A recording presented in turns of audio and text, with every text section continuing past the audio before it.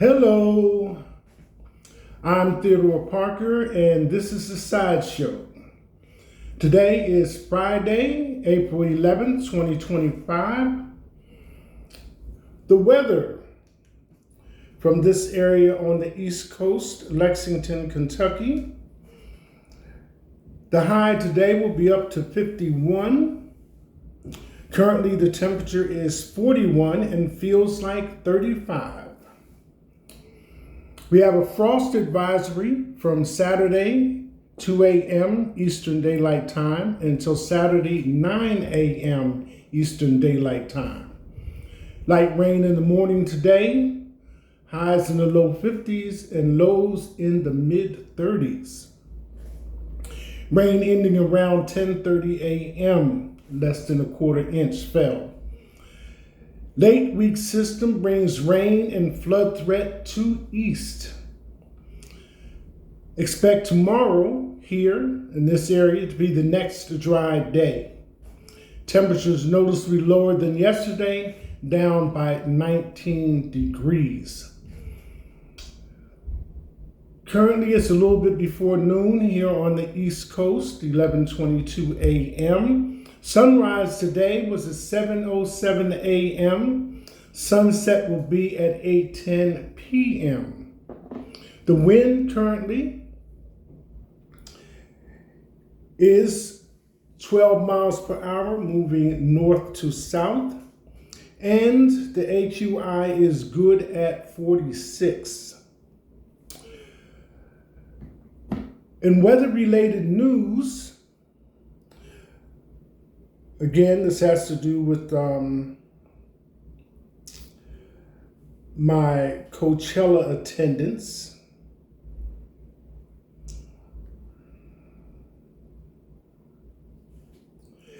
And this is for the upcoming weekend.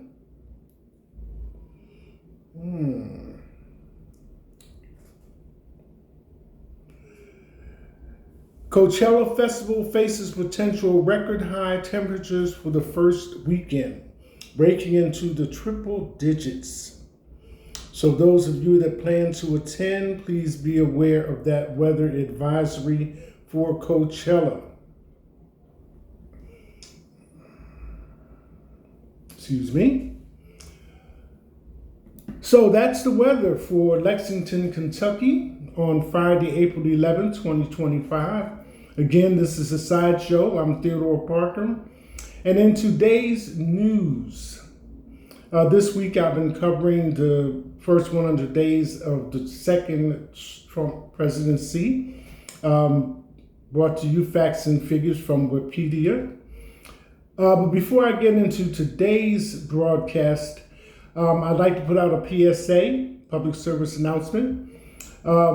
We went into spring on March the 20th of this year, and we have that phrase, spring cleaning. Spring cleaning is recommended after having spent the winter months closed inside. Moving and cleaning under and behind furniture is sometimes needed as well. For those of you that are in a position to hire someone, so be it. For others like myself who have to do it ourselves, I might suggest rather than putting it off, start with those tasks that you don't really want to do. Get those out the way and then let the smaller things kind of take care of themselves. At least be ready by summer. If nothing else, a room at a time, especially floors, dusting, ceiling fans if you have them. And this is all related to your respiratory health.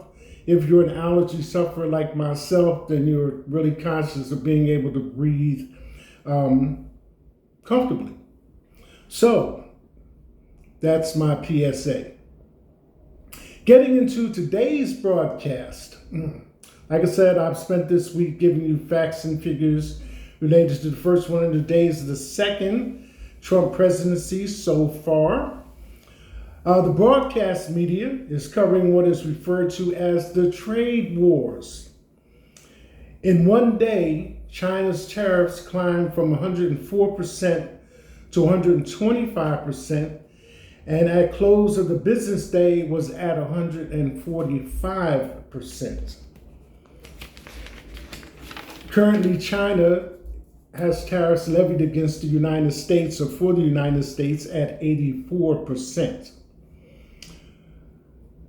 President Trump seems to feel that this is the cost of doing business, since he's already had one term as president, and we saw how that went and what followed afterwards. So the question is, Donald Trump good at business? I have an article that was published in October of 2024. And that article is what I'm about to share with you. So let's get into it, as they say. So this article is entitled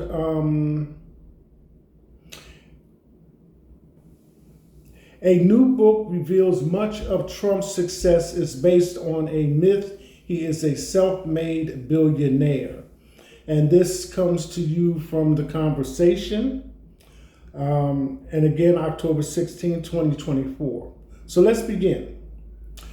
Lucky Loser tells the story of Donald Trump's less than stellar business career and how he was able to misrepresent it as a success. It is written by New York Times investigative journalists Russ Butner and Susan Craig. Both have won Pulitzer Prizes for earlier analysis of Trump.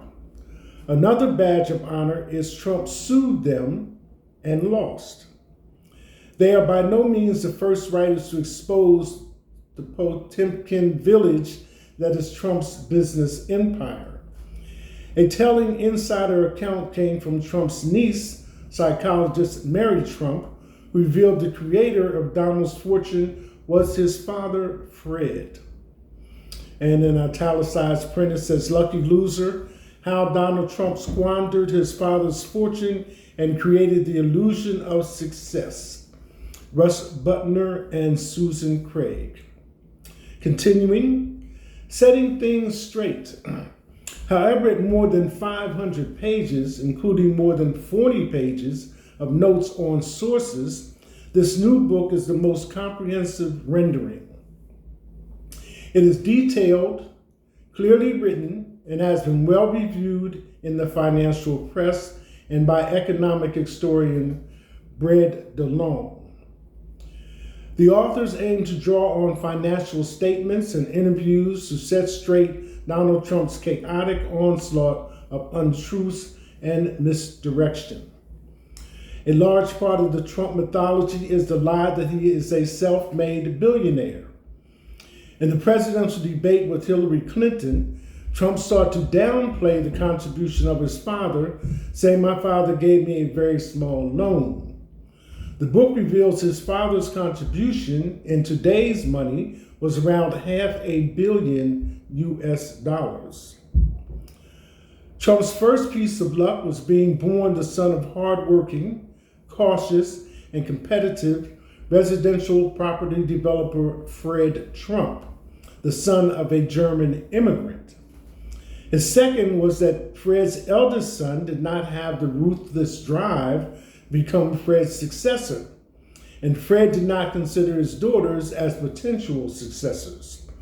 So despite some characteristics that were the antithesis of his father, Donald became his heir. The book describes Fred's career in some detail. The first 100 pages are mostly about him. Once Fred stepped back, Trump diversified his father's company to form what the authors termed an eclectic conglomerate untethered from any core competency. Another piece of luck has been chosen to star in the reality television series, The Apprentice, from which he made a lot of money, including from licensing deals for the small amount of time he spent on it. The producers of this series have a lot to answer for, as they wanted to present their star as the astute businessman. They knew him not to be. As they said, it was not a documentary, but enormously and misleadingly raised Trump's profile. Wins followed by losses. The authors describe how some of Trump's ventures, such as the development of Trump Tower, went well as the Manhattan property market boomed.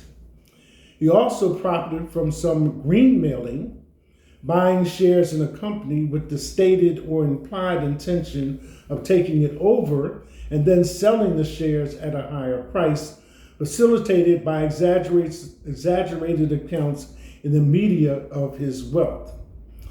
But Trump used up most of the proceeds of his few successes, covering his losses on a range of his other business ventures.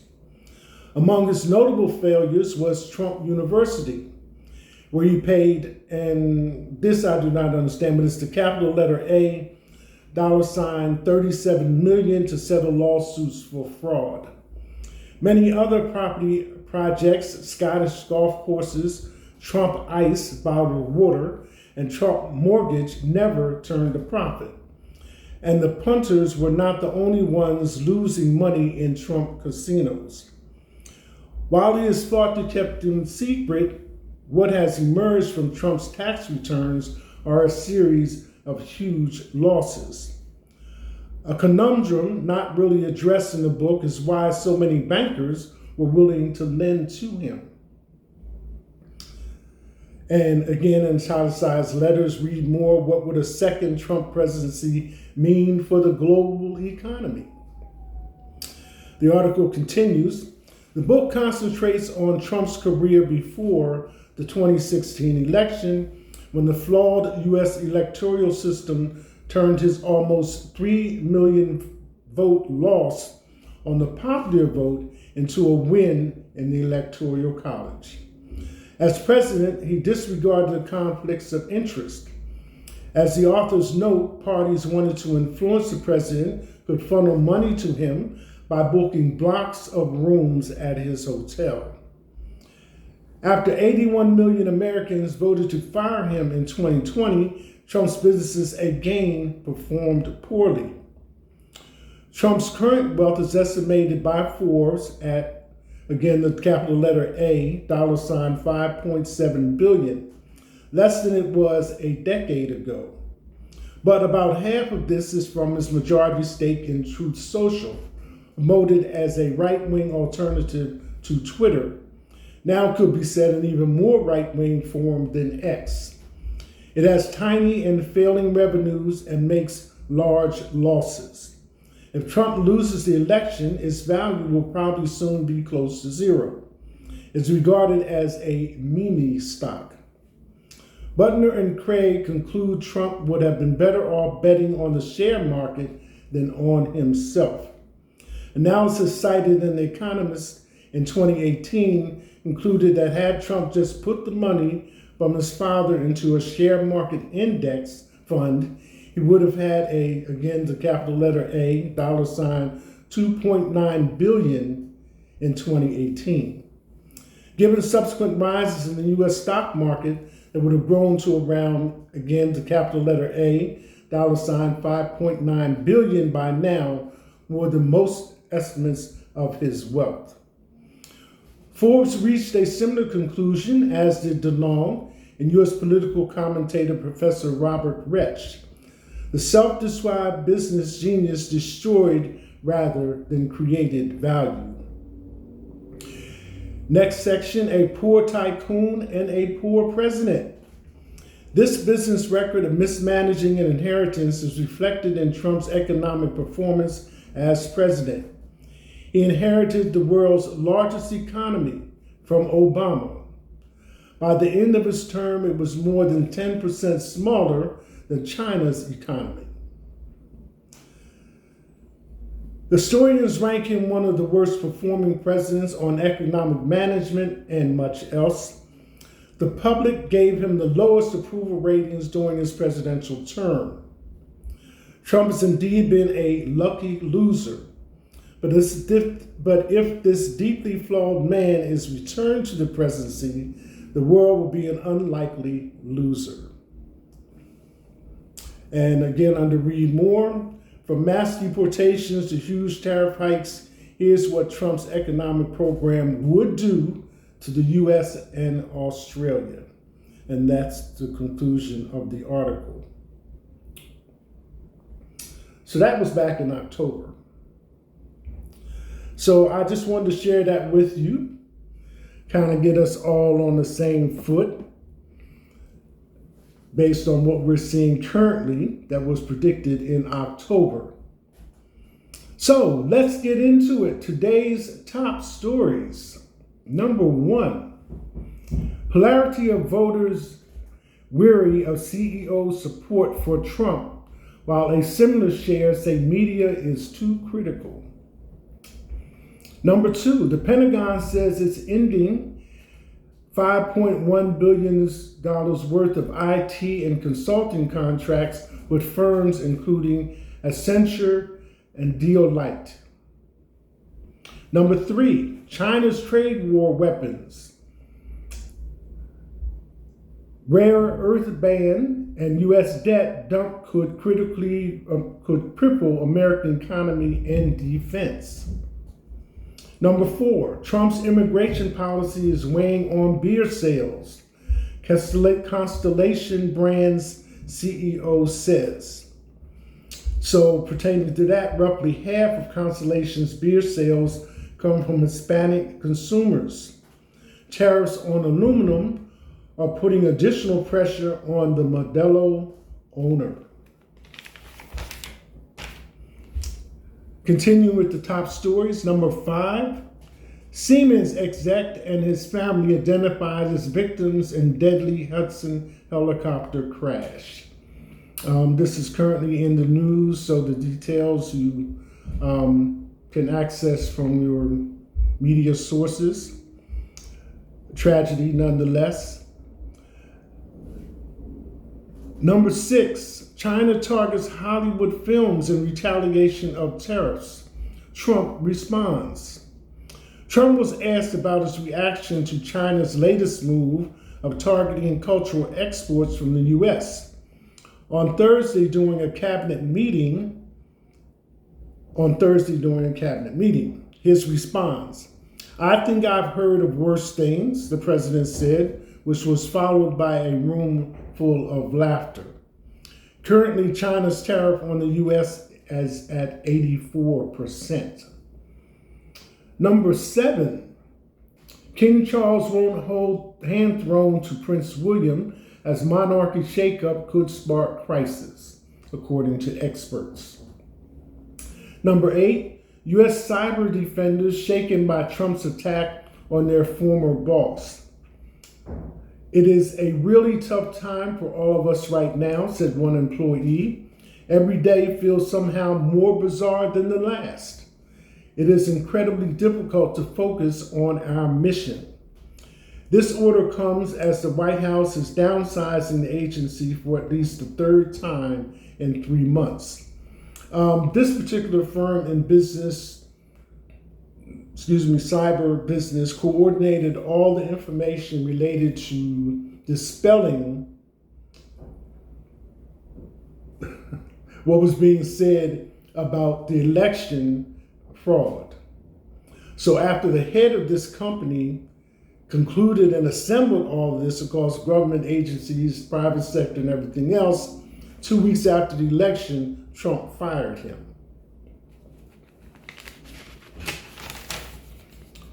Number 9, ballerina who was imprisoned by Russia after a $52 donation to Ukraine charity has returned to U.S. I'm not sure the pronunciation on this. Ksenia,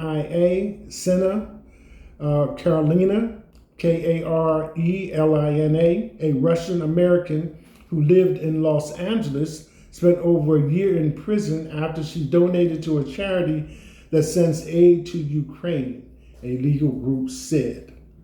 And number 10, White House slams Dems partisan games after Trump foes shift, calls for insider trading investigation over tariffs. So, those are your top 10 stories for Friday, April 2025. and concludes the week of looking at Trump's second presidency. April 30th will conclude the first 100 days of his second term in office. And we still have a ways to go on the 4-year term. First part of it. Again, this is a sideshow. I'm Theodore Parker. That's it. Hashtag